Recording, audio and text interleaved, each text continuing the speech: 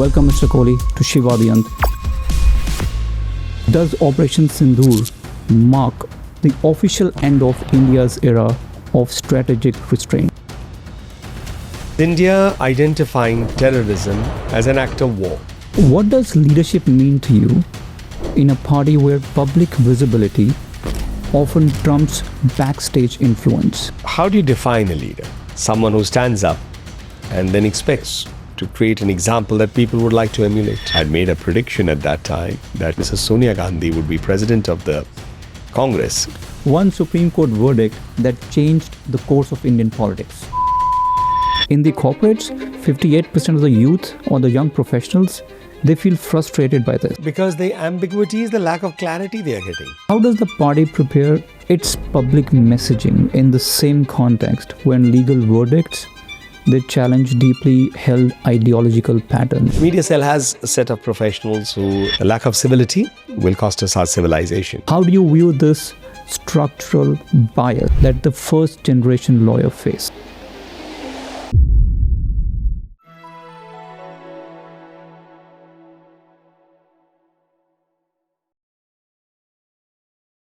Welcome back to Shiva the Ant, a place where campus confusion, corporate chaos, and the unspoken truth finally meet the mic. And today we have someone truly special. He is a senior advocate in Supreme Court of India, a national BJP spokesperson. He brings rare quality of harmonizing legal and political issues in his communication. We have seen him in addressing Article 370, debates on CAA, UCC, and now in Operation Sindoor, Mr. Nalin Kohli. Welcome, Mr. Kohli, to Shiva the Ant. It's a truly honor to have you and host you on the podcast. Thank you, Kunal. Let's begin with what's unfolding in the past few days. And I'm going to start with April 22nd, when 26 of the Hindus were targeted and brutally killed in Pahalgam by the cowardly state of Pakistan. At that time, I was angry and anguished as an Indian. But then I was made proud by the way our armed forces conducted Operation Sindoor. A precise attack on the state of Pakistan. And since then, we have witnessed a lot of escalation, retaliations, ceasefire, which was immediately violated. And since then, even though the ceasefire is on now, there is still a tension. So, Mr. Kohli, as a BJP national spokesperson and a constitutional voice, how do you interpret this evolving situation? And does Operation Sindoor mark the official end of India's era of strategic restraint? There are several ways to look at it. The first is obviously the incident of 22nd April at Pahalgam was horrific, barbaric, where the terrorists, and they are Pakistan-based, we have a long history, there's intelligence information on it. We know that where it comes from and what nature it takes, the brutality and the messaging crossed every limit.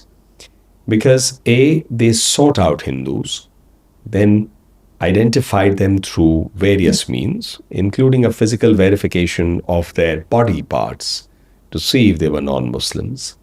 And then they were shot dead at point-blank range before their family, children, wives, sisters, friends.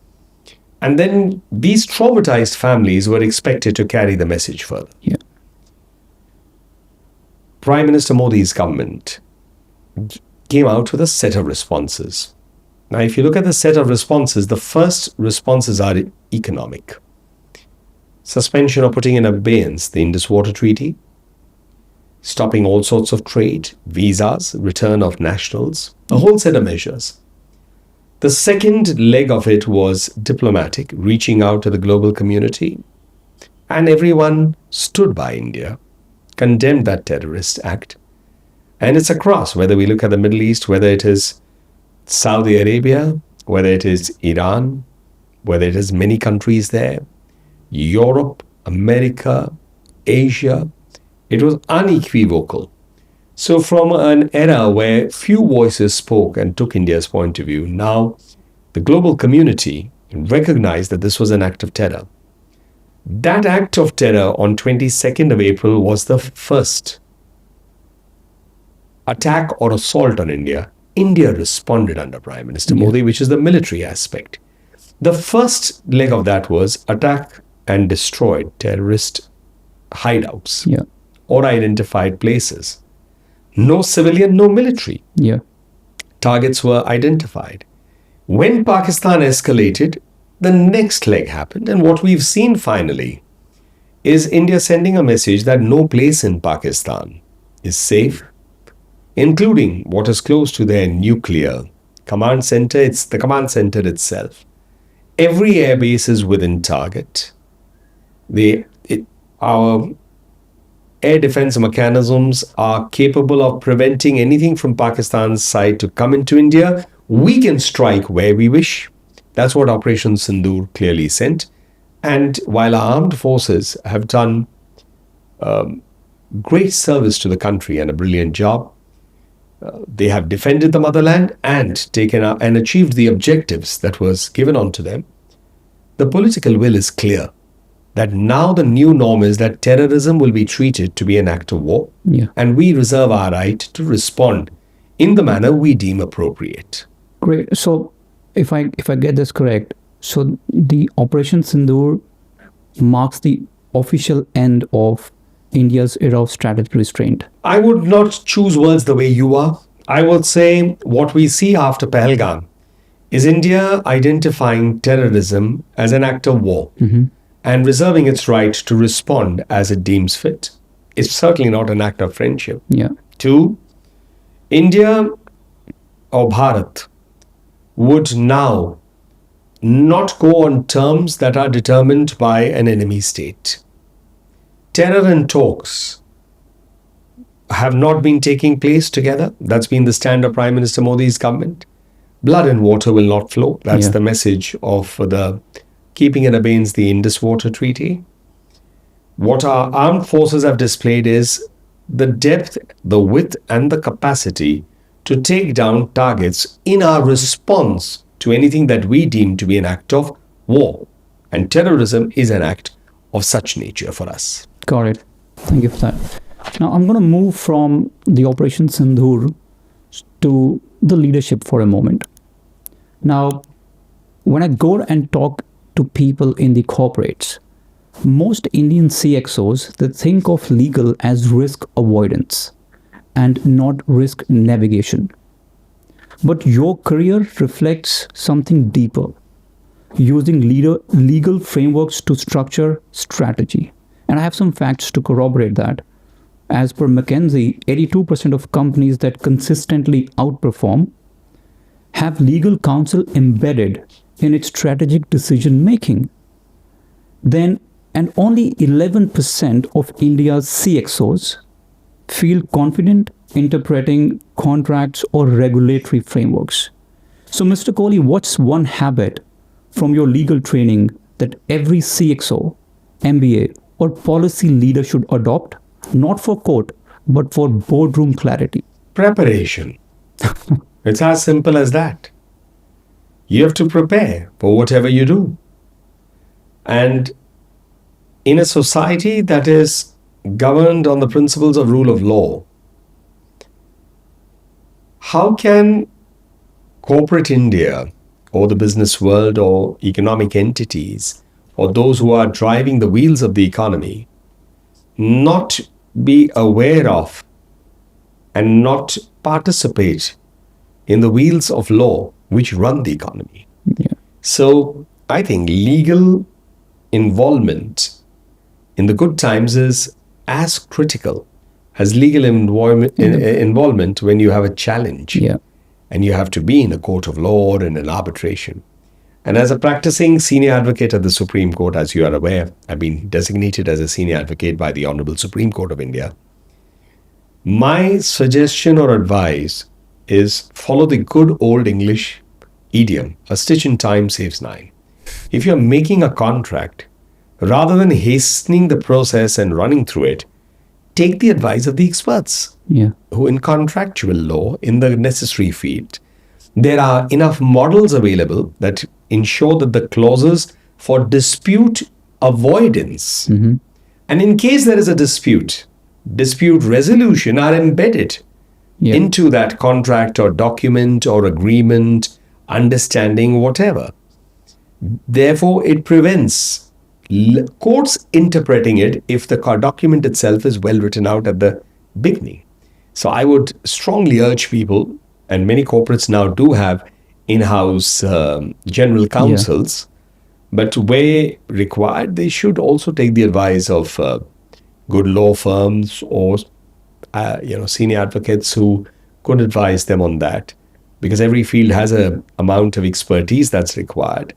And if that's invested in there, it prevents litigation or disputes down the line. Yeah. And just to follow up, so do you think legal foresight is becoming a kind of leadership currency at this time? There's no choice. Yeah. I joke and say that everyone at some point or the other needs to have a doctor as a friend, because as human beings, we do fall ill. Yeah. And we reach out to medical professionals. Similarly, in the course of life that we navigate, we will have a brush with law in one way or the other. Even if it is not about invocation of our rights and then approaching the court, it could be someone else challenging our rights and taking us to court. So it's multiple factors that require us to engage with legal professionals, as in lawyers, law firm, advisory, all of it. And then the third is, of course, you require the chartered accountant to manage your finances in terms of compliances. So now we can extend that to the company secretary in company law. We can extend it to the software field if you have the architecture of softwares or artificial intelligence to run your processes. So you do have it, but broadly speaking, I tend to say that at a general level, not expertise level, every human being in a society at some point or the other is definitely going to seek medical help, legal help, and financial help. It could be the loan for a house, for a car, but it does require structuring. Yes. Awesome. Now, I'm just going to move to the spotlight. Okay. You have really chased the spotlight. And while I was doing as a lead up to this, you have consistently represented BJP during some of the nation's most complex moments, whether it's abrogation of Article 370, CAA, or electoral bonds. It's kind of a leadership that I don't see often. Calm, strategic, and behind the scene. What does leadership mean to you in a party where public visibility often trumps backstage influence? And how should young professionals think leadership in a high-pressure political ecosystem? Many questions embedded into what you're asking, Kunal. The first is, how do you define a leader? Is a leader in the classic sense someone who stands up and then expects to create an example that people would like to emulate? Yeah. Then there is another way people define leaders, is that one who gets the team to perform very well without necessarily being in the front, but gets all resources to work. It's a different sort of leadership. There's a third that takes decision making without looking at the immediate, but looks at the very long-term consequences. Correct. Which means what I'm doing today may be painful today, but in the future, you will thank me when I'm no longer there, which is what you use the word as a statesman. So leadership at different points can mean different things, and for different people can mean different models. Yeah. But what I think is important, irrespective of whatever, earning the respect of your colleagues, and out of respect, getting them to value what you say and hence adhere to that or follow it or take those suggestions and put it into action, is the sort of leadership that perhaps in the corporate world would matter most, rather than it being directional, which is do this, do this, do this. Yeah. It's an engagement and then working out in the larger corporate goals what is better or best for the organization. So I still want you to talk about, and this is very close to my heart. How does young professional rethink leadership in a high-pressure political systems or ecosystem? So I think a lot of young professionals who meet me and say, I want to join politics. Yes. Or how do I become a leader? Yeah. So I say, what is it you're chasing? Mm-hmm. Are you chasing a target and a task or a post? Wow. There's a huge difference. There's enough work to be done. You don't need to be in a post or hold a position Yeah. to be able to do work. A position or a post, those who chase, is driven by personal motivation Mm-hmm. to a very large extent. How can we say there's not work that can, how can it be said that work won't be done if you don't have a position? And people can make a difference. That is leadership too. It could be as small as helping one small end professional, self-employed professional, somebody maybe like someone selling something on the footpath, Yeah. to navigate a better way forward, to understand that if he took and in intervening into that life and process, to improve and give them a quantum leap. For example, take labor. Often they don't have skill, they have the skills, but they don't have the tools. Yeah. What about giving them tools? What about training them for better delivery? Now, somebody bends and picks up, say, something from the ground. You keep bending, you keep standing, bending, standing. It's not efficient, but there's no choice. But suppose you have a tool, only to lift and pick, lift and pick. So you don't need to bend, which makes you faster, more efficient. And telling them this is the right technique. I'm going really at the base level. So for anyone who aspires to nation build, the starting point is a self-inspection. What are you looking for in this? If you're looking to build the nation, then build it. Do your bit. If everyone does their bit, the nation is going to be built together. Yeah. You don't need a position for that. A position would be of large-scale work, which means a policy impacts millions, positively, negatively. Obviously, the aim is that it has a more positive outlook and output. So that's how I do. And I think I would urge the youth that while they're chasing their career goals, while they're chasing their personal goals, they should do something for society, no matter how small, it doesn't matter.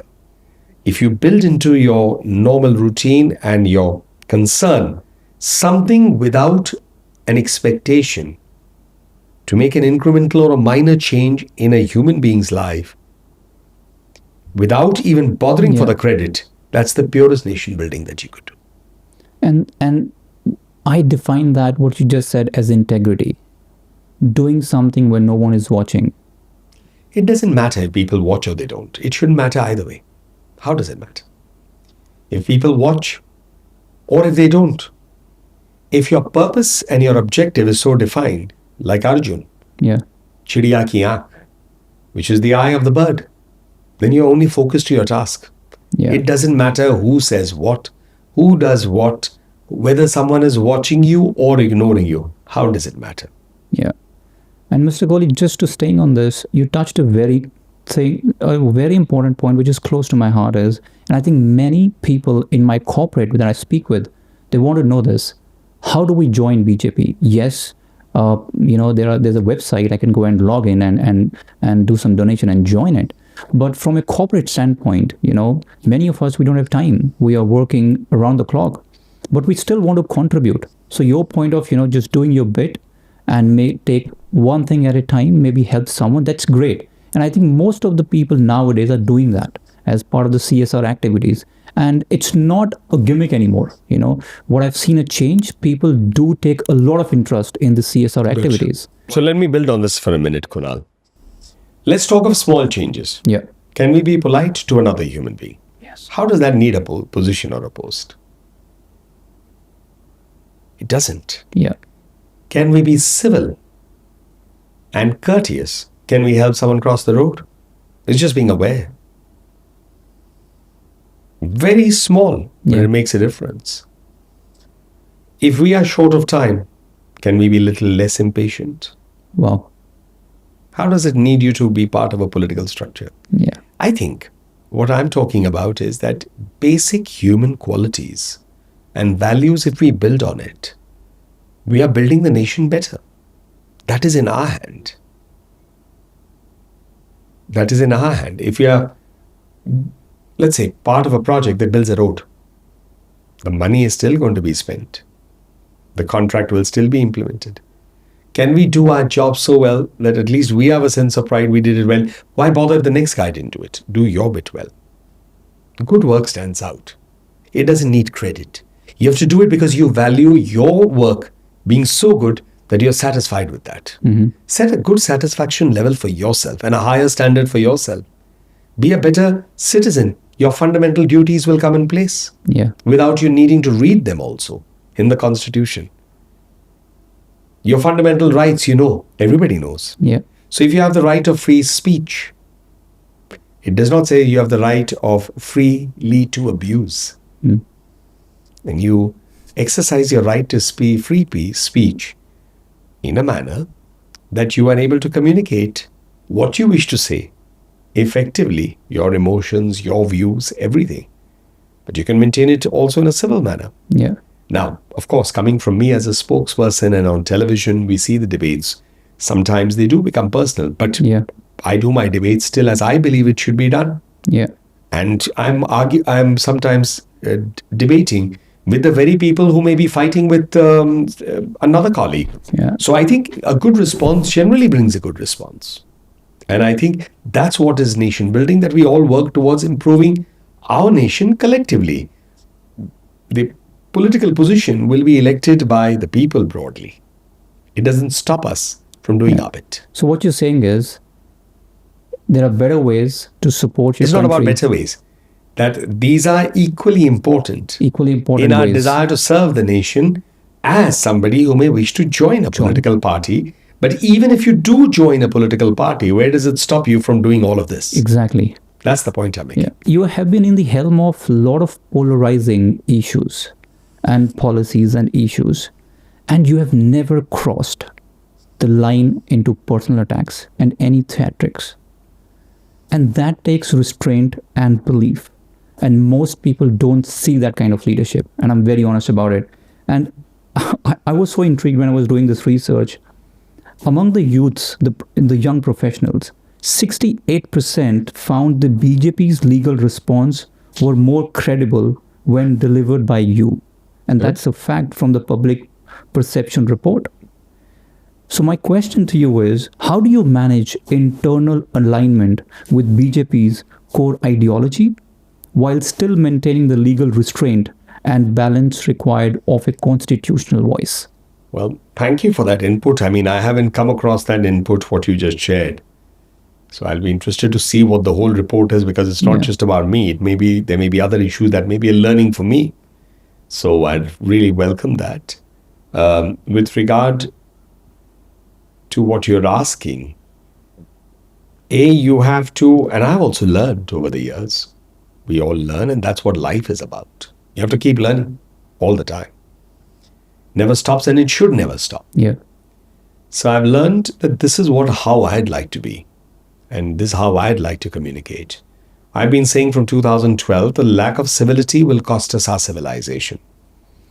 And I've used this one of my favorite lines that, it came to me at one point, so I've just been using it. The lack of civility will cost us our civilization. हम सभ्य बोलना बंद करेंगे तो हमारी सभ्यता भी हिल जाएगी. So I've at least implemented it as far as I'm concerned. Second, just as I'm approaching or arguing or presenting a case in a court, I do the same on television. To me, the audience is now the judge. That's all. So if I'm communicating to them, so I do it in the manner that I feel, how would I present my case in a court of law to a judge and hope that the judge would accept my point of view? So to me, the audience is the judge. Well, that's you've put it so easily, but I'm sure that requires a lot of training, a lot of thoughts, and self-restraining. Well, I've been 35 years in the media. You don't look like you're 35 years into the media. I started way back in 1989 when I started anchoring Youth Forum on Doordarshan. Yes. Just out of school. Yes. Then I got selected as a news anchor or newsreader on Doordarshan in 1993. I read the English news for 10 years. I was one of the two main primetime news anchors on Doordarshan in the last few years. Then I worked in the government with the Ministry of Rural Development with Mr. Venkaiah Naidu. He took me in. They gave me a very nice bureaucratic rank. He became party president. And Venkaiah, I followed him to the party, helped set up the media cell of the BJP, went on to head the media cell. So from one, I've been a journalist in that sense. I've written for MSNBC on the internet.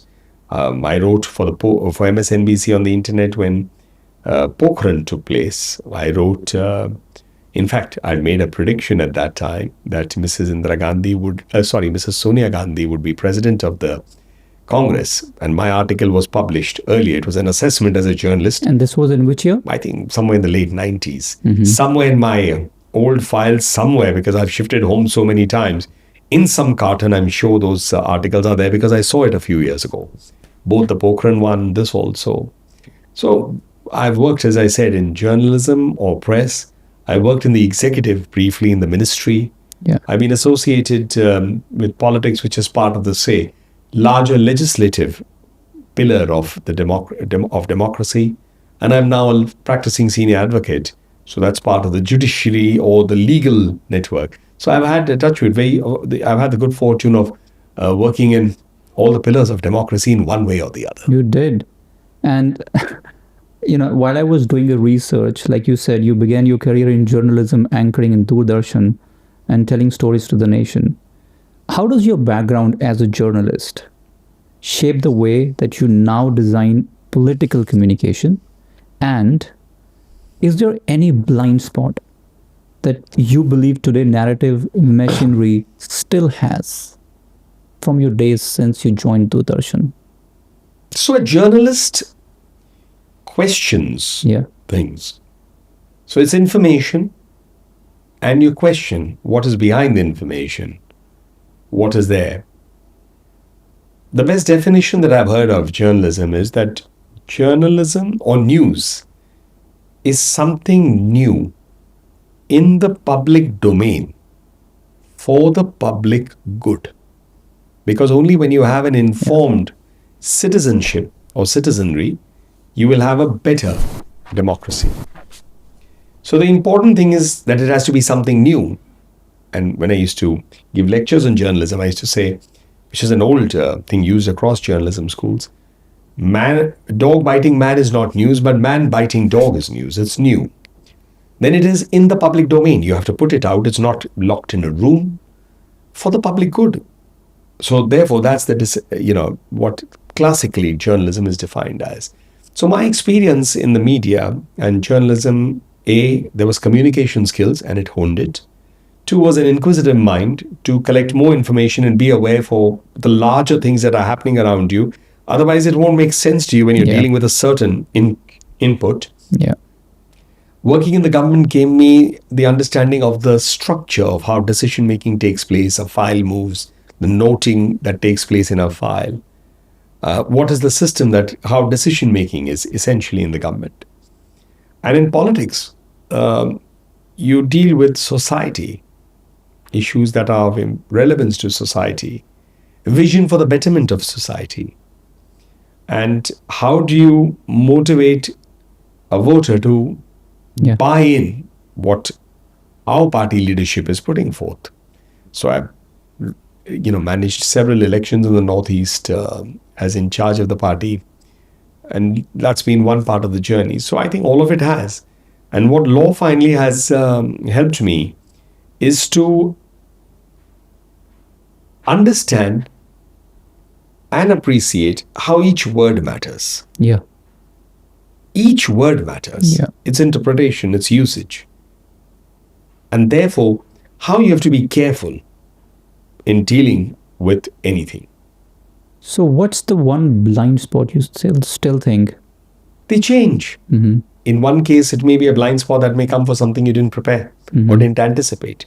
So you're constantly fighting with yourself internally to see you have no blind spots. But blind spots often are not the ones you have planned. They presented themselves because that is something which was beyond what you had comprehended. I won't buy that there is a blind spot per se.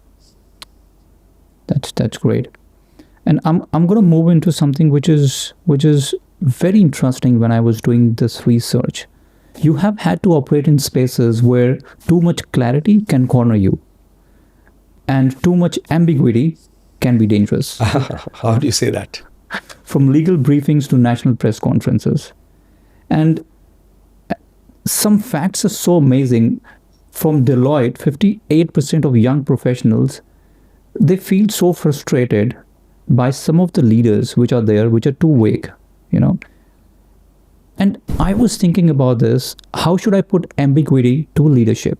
And then I thought of a question, how can future business and policy leaders strike the right balance between strategic ambiguity and decisive clarity? Well, I think it's based on what is to be revealed and what is not. Correct. It's not very complicated. Yes. And that's how it is. I mean, if you have a strategy, there are elements you can't reveal. Like take what's happening in Operation Sindoor. Yeah. Our armed forces said we won't reveal certain things. We know. We are aware. We've done what we have done. We are aware. But it's not correct for us to reveal at the moment, which obviously will lead to ambiguity. It's but obvious because you've used the word quite carefully. Strategic ambiguity. It means not revealing what should not be revealed. So would you say ambiguity, when used ethically, is now becoming a leadership tool? It's not about ethicality. I wouldn't agree with that. That is a choice in terms of what you need to share beyond yourself or your core group in the larger interest of your organization. So your organizational interest, which obviously is aligned to nation building and to social benefit, because organizations, even though there is a profit motive, are essentially serving society because in the economy they are providing a service or a product that is for the benefit of a set of people or a larger set of people. So I think it's not about the manner in which you are putting it. I would say that it's just about serving your organizational interests by not revealing what should not be revealed. For example, would Coca-Cola reveal its formula? And if a question comes on that formula in a press conference or a court of law, they would probably select their words, which may, as you call it, be seen as ambiguous. But actually, it's not in their interest to reveal. I'm with you in what you're saying, but like as I said, the stats say the other way. In the corporates, 58% of the youth or the young professionals, they feel frustrated by this. No, I don't agree. I'll tell you why. Because the ambiguity is the lack of clarity they are getting. So you see, this is a glass with two elements to it, half empty and half full. So I think the ambiguity part is the half empty, what you don't reveal, but you have to successfully also, effectively reveal what is meant to be revealed. That is communication.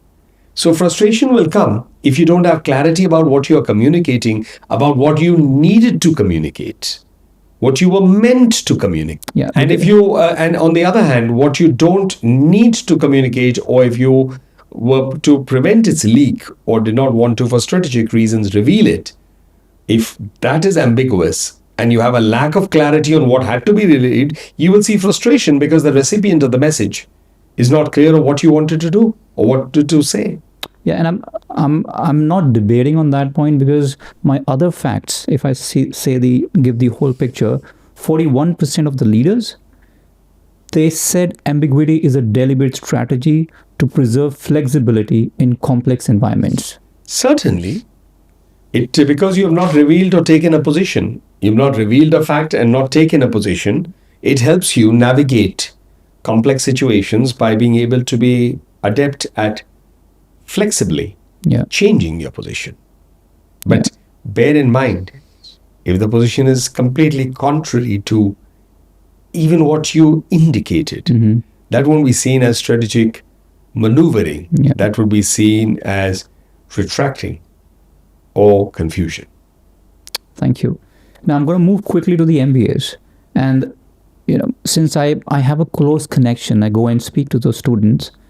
I've seen most MBAs are taught how to read balance sheets. They're good at it, build business cases, and optimize operations. But very few know how to think legally.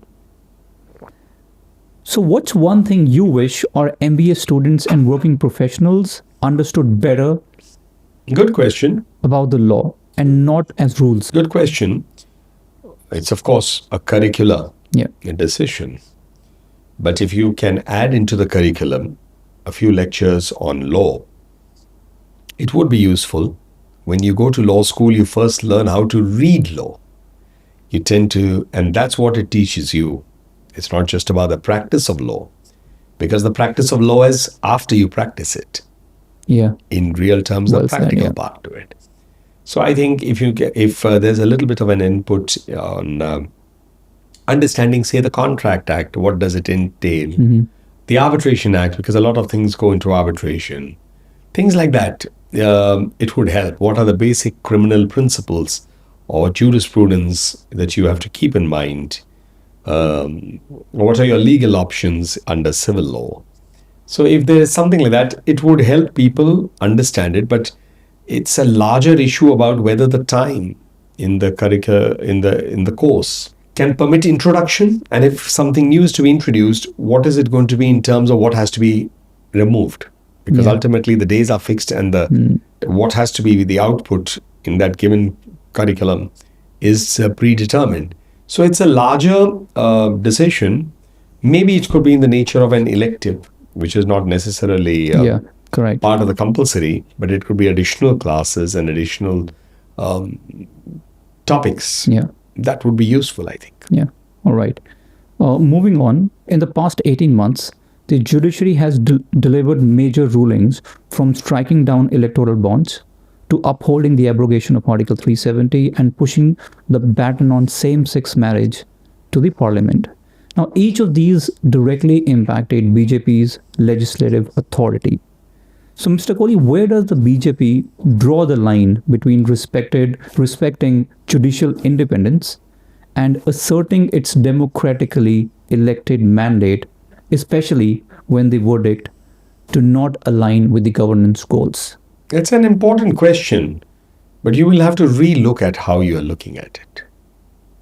The basic nature of a functional democracy as envisaged under our constitution is separation of powers. So the authority to make law is with the legislature, parliament, or the state legislatures. The executive is for the implementation of that. And the courts have the power of judicial review. That's why they are independent of the law-making exercise. They have that power. That's how it is envisaged. Let me put it in a different way. Emergency was imposed in India in 1975 by the late Prime Minister, Mrs. Indira Gandhi.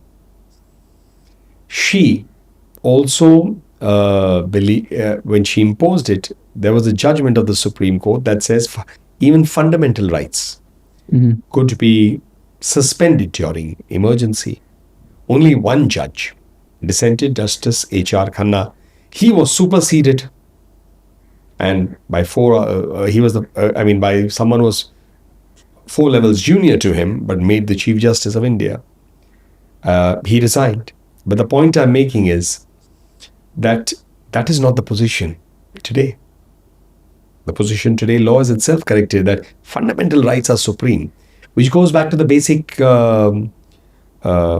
structure document of the Constitution, that a basic feature cannot be altered. So fundamental rights is what is part of the basic structure of our Constitution, as is judicial review. So this is not a battle that you win or lose. This is how a democracy functions. And I think while the Parliament exercises under the same Constitution its right to make laws, amend laws, under the same Constitution, the courts look whether the laws passed are intra-virus or, in a sense, ultra-virus, the Constitution. Very well said. How does the party prepare its public messaging in the same context when legal verdicts challenge deeply held ideological patterns? How does the party respond? Like, Well, there is a media cell. I was part of setting it up way back in You did mention 2002. that, yeah. Media cell has a set of professionals who help out the spokespersons when they want help. Several of us don't require help on a regular basis because of the experience we already have over 25, 30, 40 years. And but some of our colleagues do like to lead in and ask for inputs, and it's very useful. With legal issues, often those who practice law are brought in, unless the press conference is purely on a political point. And Mr. Kohli, I'm just going to move to the concept of leadership that we discussed a while ago. And in today's India, it is so interested to look at these numbers. Leaders are expected to navigate just not the economy or team dynamics, but also regulation, policy, and public accountability. And I was looking at NASCOM Pulse. 65% of Indian CEOs, they rate legal clarity as their weakest internal leadership skill. And 80% of the crises in high growth companies are escalated due to poor legal anticipation. So that's the numbers. Now, how can legal thinking become a core leadership competency, not just for lawyers, but It's for difficult. CEOs? It's difficult because it's impossible. Even as a practicing senior advocate, every day I'm learning. So I think it's unending. But it's like a doctor, unending. So sometimes I give the example, I'm like a surgeon who's operating in an operation theater. I'm doing that in court. So, it's complex. But yes, I think involving or seeking advice and inputs when things are big, before they are launched, will help. That's why I used early on in my podcast and in response, preparation is important. Yes. So if you just put in some element of time or focus to having it legally vetted in the preparatory period, it may perhaps save some problems later. So preparation is the key beforehand. And I'm going to come to legal framework for a moment. India produces over 25,000 law graduates annually, but only a fraction enter policy or governance. And when I look at these numbers from across the globe, they're staggering that in US, UK, or Israel, legal professionals, they transition into public office, civil services, or political advisory much higher than India. So is the BJP prepared to onboard the next level of legal technocrats like yourself, or are we still too dependent on I think it's not just the veterans? BJP, it's overall. When India became a free country in 47, and you had the elections in the early 50s, I'm forgetting the figure, it was either 37% of the total parliamentarians or 47% had a legal background. It's a huge figure. You'll find it on the net. But it was a substantial part, approximately about 1/3 of the parliamentarians were lawyers, practicing or otherwise, but from the legal background. Today, I think it's less than 3%. Yes, exactly. Yeah, Yes. so it's down. It's not about the BJP. I think it is about electability. Because elections are a ball game where the first person past the mile post is the winner. And winning an election is a combination of several factors.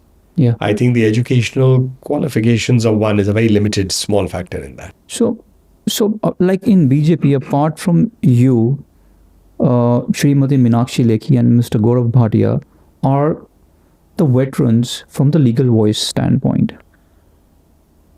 But I still want to know, how is BJP aligned to get that next wave of folks like you? Is that something which is discussed or planned?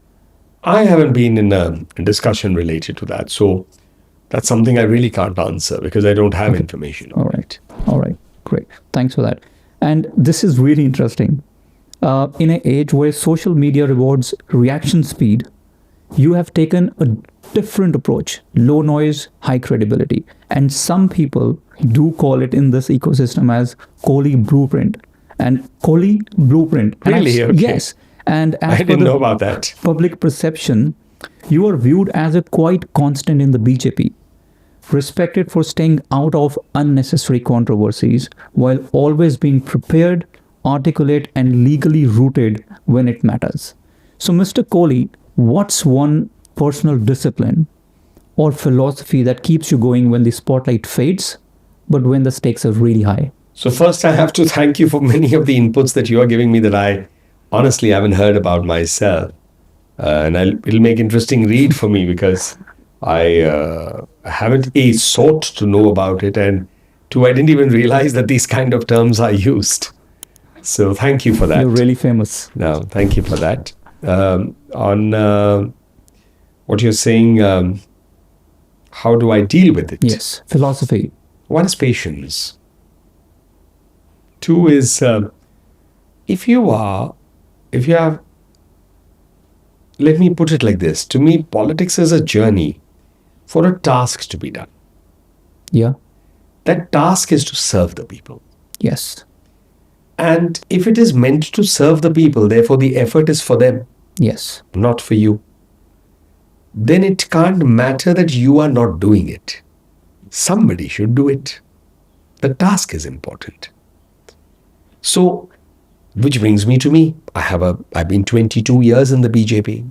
Yes. I joined in 2002, 23 years. And I've been associated for almost 10 years before that. Or from actually late 80s, almost 35 years. So the point is, I've seen politics closely. I've held positions. But to me, the position has always been just a means to an end. It's not the end. Yeah. So and whatever you do, do it honestly. That's all. Do it honestly, sincerely. That's all that matters. Now, if you have done well, you've done well because you needed to do it well for your own self too. The task was important. Yeah. So if you are focused on the task, how does it matter if somebody gives you credit for it or not? It doesn't matter after a point. So focus on the task, which is why I said at the beginning, nation building is if each one of us just does something small all the time. Yes. Whatever be the opportunity. Yes. Somebody as a CEO of a corporate may be able to educate 5,000 girl children, 20,000 labor, Yeah. getting them skills. Get drainage system organized in one colony. Awesome. Get litter free, one small area. Ensure that one school in a economically depressed area, its upkeep was there, the environment was conducive to children. Invested into the teachers there. There's no end to work. Correct. Why are we waiting always for the government? Government, yes. The government will do what it has to. Yes. But why can't we as Indians do our own little bit? Correct. That's all. So focus on the task, then everything else doesn't matter. You make it sound so simple. It's not simple. Trust me, I'm putting it simply. It's not simple. I'm leaving you with something to Ponder reflect upon. on. Because that's also our spiritual tradition. That's also our spiritual journey. Yes. You must introspect and think about all that. Absolutely. And Mr. Kohli, one of the most important question everyone, when they knew that I'm going to interview you, came to me was, India's legal world is still shaped by chambers, lineage, and who you know, not just what you know. And some of the facts, and before I put the question, are staggering. A 2023 Bar Council of India survey showed that less than 12% of the top tier law firms, partner and senior advocates are first generation lawyers.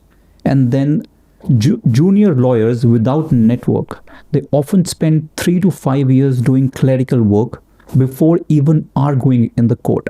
So my question to you is, Mr. Kohli, as someone, like when I was doing some research on you, you mentioned this, that your inspiration to become in legal aspect came when you met Mr. late Arun Jaitley. Now, as someone, and your father was the governor of Assam. Mizoram. So, Mr. Kohli, as someone who didn't inherit a legal surname, but built his career through practice and performance, how do you view this structural bias that the first generation lawyer face? It's no different to medicine. Ultimately, you become the lead surgeon only after you've got the skills in the operating theatre, not because you did surgery in medical school. So it's practice. That's why they say, do you practice law? It's the practice. It's like cricket. If you're on the field, a bowler, you get to play against a team only when you're fit enough to bowl. It may be a small team, maybe higher, maybe state, maybe national, maybe IPL, maybe international. It's practice and ability to be able to work in that circumstance and deliver. Ultimately, delivery matters. The outcome matters. So I think first generation can make it too. That's the first point. If you're a son of a doctor, you do have an advantage. If you're a son of a lawyer, you do have advantage, or a daughter of a lawyer. Because you've grown up with that lingo. Yeah. You've seen it. You've also grown up with the community around you. So many things are there, but it's not that first generation can't. In my family, nobody is in law. Yeah. So, but I made it Yeah, because of you hard did. work and determination and a little bit of blessings, because without blessings, nothing can happen. Yes. And I think if you have faith in the Almighty and your destiny, one can do it. Yes. And nature or your destiny gives you the indication, provided you're willing to listen. And yet you leave something to ponder upon for everyone. Thank you. And just before we wrap up, I'm just going to switch gears, and this is something we do with every guest. Sure. And we call this as sprint byte. It's an analogy from corporate. It's sprint, fast, rapid, and byte. And these are first thought basis questions. We don't spend a lot of time on this. So I'm going to keep it very short for you. Are you ready? I'm ready, okay.